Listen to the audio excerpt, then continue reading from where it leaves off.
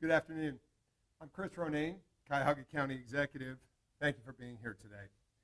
As the conference committee of state officials wraps up and information on the state's biennial budget comes in, it's a story of an Ohio legislature, and particularly the legislative leaders, who are losing touch with their constituents. The citizens of the state of Ohio that they are supposed to represent, our legislative leaders today through this budget seem to be losing touch. Throughout this process of the budgeting cycle, what's been the refrain of our citizens? They want strong public schools, maintenance of health care, Medicaid assurances. They want strong libraries, and maintenance of community services. They want to keep their communities strong. A read of the 2026-2027 biennial budget shows a legislature that's lost touch with the concerns of their constituents and the local communities they serve. Instead of listening to their citizens, the legislature listened to Jimmy and Dee Haslam, caving to their demands at every turn. We asked the legislature to protect public schools, libraries, SNAP benefits, health insurance for the working poor, and Medicaid. But that was all lost on legislative leaders, revealed today in this 26-27 biennial budget. They've lost touch with their constituents, and it's a sad day for Ohio. Instead, our legislative leaders listen to people like Jimmy and Dee Haslam. They line their pockets with your dollars, with your unclaimed funds specifically. At the last budget check-in, when the sub-bill came out, we urged Ohioans to check their unclaimed funds at unclaimedfunds.ohio.gov. And they did. Hundreds of thousands of dollars were recouped. But we urge you again today to check those unclaimed funds, because they're coming for your money in the form of dollars in the fund more than 10 years old. No matter how long the dollars have been in the fund, that's not their money. That's your money. But our legislative leaders have lost touch with the citizens of Ohio.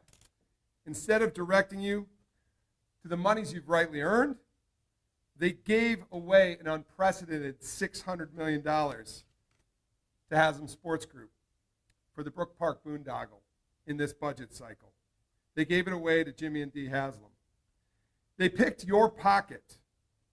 They picked the pocket of Bruce and Betty Buckeye and gave it to Jimmy and Dee Haslam. They also gave away a lot to the wealthiest Ohioans, and it seemed to be their MO of legislative leaders. They've lost touch. The flat tax that helps only the top 20% income earners of Ohio was given to exactly the group, while they debilitated our public schools, our libraries, our health care, and our access to Medicaid. On schools, they eliminated the democratic process of electing state school board members. Gone is a state school board system of elections where 19 school board members are voted in by their electorates here in Ohio, we, the citizens of Ohio.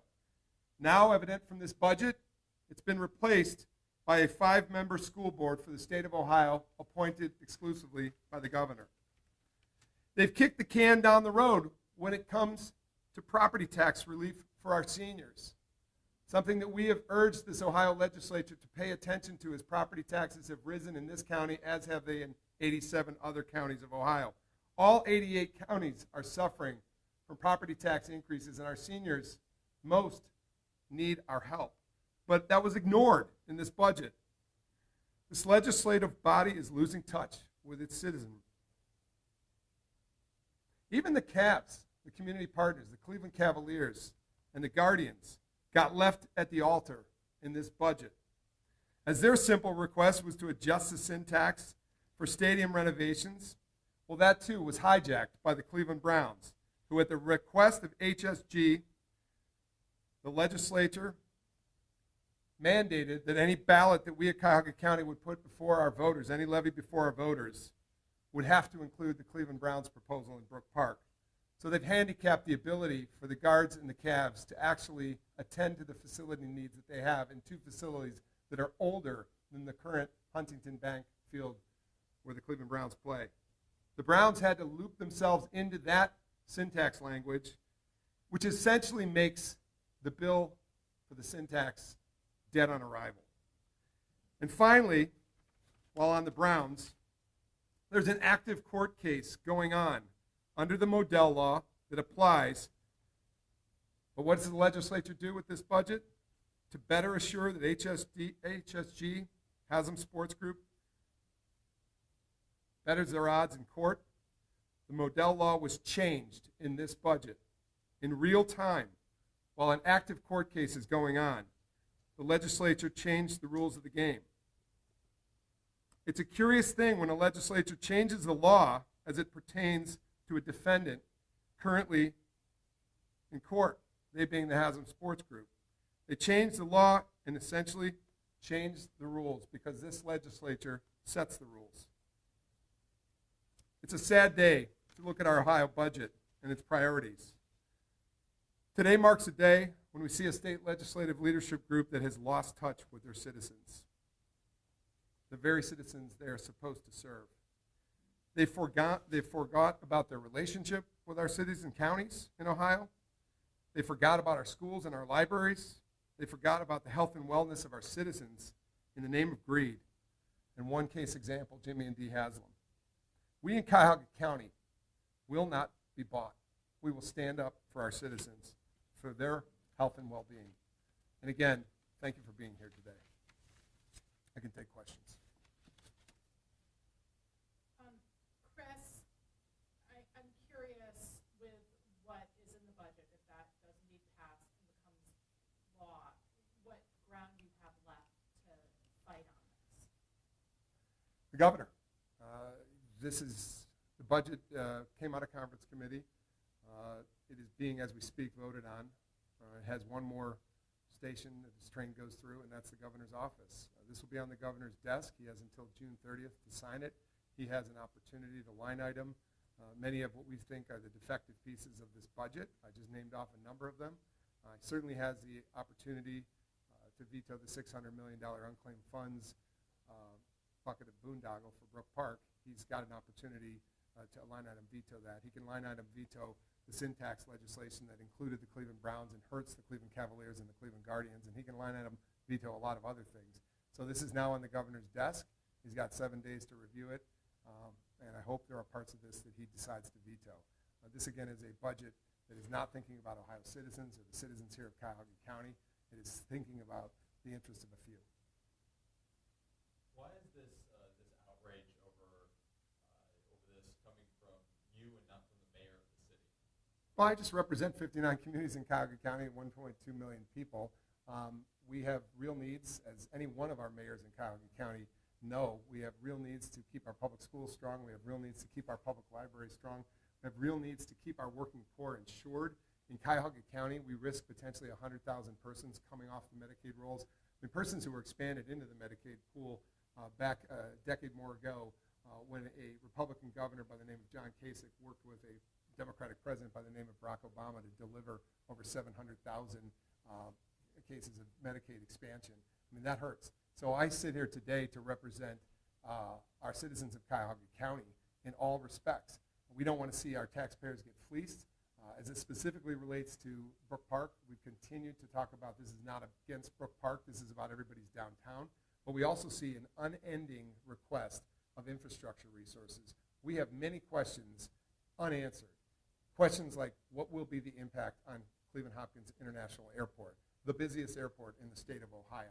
What happens when people can't get to and from that airport to make a flight? What happens when a freight carrier that's actually delivering commercial goods to a hub at Hopkins can't make it through game day traffic? What happens when a locality cannot provide enough police support at any given Sunday game? The questions go on, and those are the questions I continue to ask. And yet we still hear a tin ear. We see a tin ear with the legislature who seems not to care about local impact and local concerns. So the Browns is one big boondoggle. But there's so many other things in this budget that affect working Ohioans who aren't asking for a new stadium in Brook Park, but are simply asking to keep the quality of their public schools, their streets, their libraries, their infrastructure, and access to affordable health care. I mean, those are the priorities of working people. We're not hearing people in droves saying, gee, we want a new dome stadium in Brook Park. This has been a budget about giving to the want list, but not attending at all to the must-do list. And that really, really burdens us in local communities. So yes, I stand up today as a Cuyahoga County executive in support of all of our communities of Cuyahoga County because the impacts of this budget, just like the federal budgeting going on right now, falls on the shoulders of locals. And you know what? There's a break point for us. We've got Haslam Sports Group asking me for $70 million of approval and infrastructure grants when that's our entire budget for 1 year for roads and bridges here in Cuyahoga County. It's too much. And this budget shows a policy that is to favor a few, and particularly Haslam Sports Group, at the expense of everyone else in our county and in our state. And even the Cleveland Cavaliers and the Guards suffer from this because they've been pulled into this because they've made it a must that the Browns must be on any ballot that you vote on as it relates to an extension of syntax. It's really an affront to democracy. It's an affront to our values here in Cuyahoga County and throughout the state of Ohio. And it's actually an affront to every working person that's simply trying to get by and doesn't see any relief in this state budget. Cleveland.com is making the argument that you ought to capitulate on this and negotiate because you could get a better deal for the lakefront with Cleveland. What do you think about that? From day one, my job has been to protect the taxpayers of Cuyahoga County. And I will say we are proud of the fact that we fought back. When we received a letter May 15th from the Cleveland Browns, and in a sentence in that letter, they said, we don't need the county's support to execute this deal.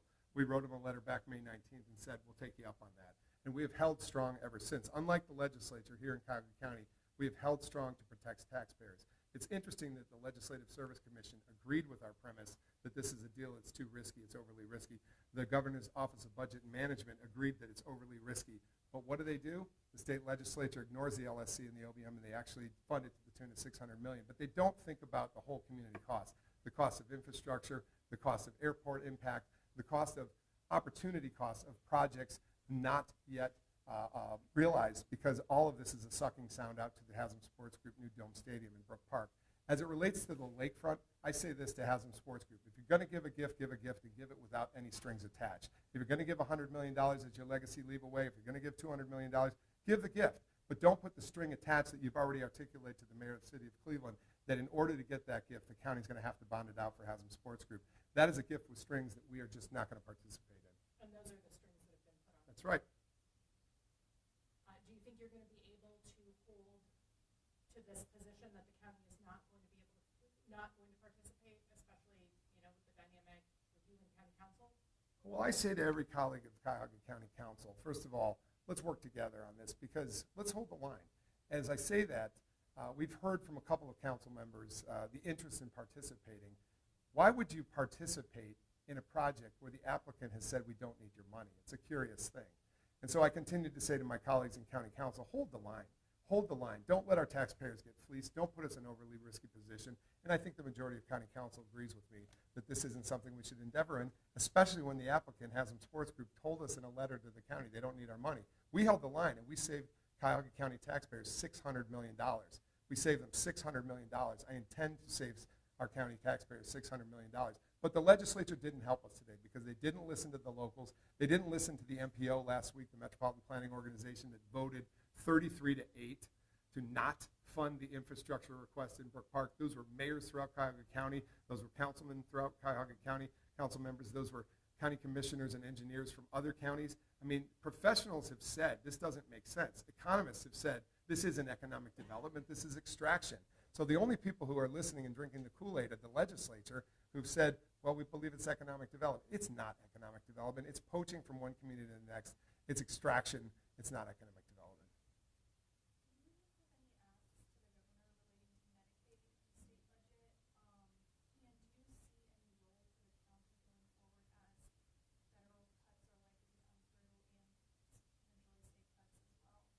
Very much so. Our message to the governor, and I've communicated with him within the last week, is hold the line on Medicaid. Keep our working poor protected, meaning keep eligible that pool of recipients that were made eligible years ago under a Republican governor and the Democratic president. Keep that expansion pool working, and keep them in insurance, because for us, that's a very vulnerable population. If a working poor person loses their Medicaid benefits, how do they work? How do they work if they're not healthy? I think the governor's values, I hope, are aligned with that thought, to hold Medicaid in check and keep it together for our expansion pool. We could lose 100,000 persons from the roll here in Cuyahoga County. And there's some very detailed work in the budget about work provisions. But take a deep dive, Governor, on the impacts of that. And don't make it so difficult to apply for Medicaid that somebody decides not to do it. We need this to be open and accessible to the very pool that we were intended to help years ago. And it's worked. It's kept people working. So yes, to the governor, we would say watch that trigger language in the state language of the bill. Don't just do as the federal government does, so goes Ohio. I mean, this copycat government, we can't have that. We need to have an Ohio that understands the needs of its people, and in this case for Medicaid, it's working poor. Some county council members are on record saying, whether we like it or not, it's happening, and we need to be ready. Do you have a response to that? We don't think it's over till it's over. Haslam Sports Group may have gotten $600 million from the state legislature today, but they've got to find the other $600 million that they're asking for in terms of public support, and they're not getting it from us here at Cuyahoga County. So I would say to Jimmy and Dee Haslam, look into your own pocket. What did you think when you saw the changes to the Model law language? It's a curious thing when you have an active court case, in this case the Model law case, that the Haslam Sports Group itself used in Columbus to keep the Columbus Crew, the soccer team in Columbus. But it's a curious thing that the state legislature changed the very law that's being actively heard in court currently. And that court case is the dispute between Haslam Sports and the city of Cleveland. It's a very curious thing that while that case is going on, the legislature decided to move the goal line and move that goal line out to the county line to say that only if they leave a single county will that law apply. It's a very curious thing that during an active court case where the Model law is being discussed in the dispute between the city of Cleveland and the Cleveland Browns, that the legislature came in from on high and changed the game, changed the rules, moved the goal line, and actually set that line out to county line. That was a very striking accommodation to the Browns Brook Park proposal. And it was also a very striking accommodation to a defendant in court who's currently in a court case.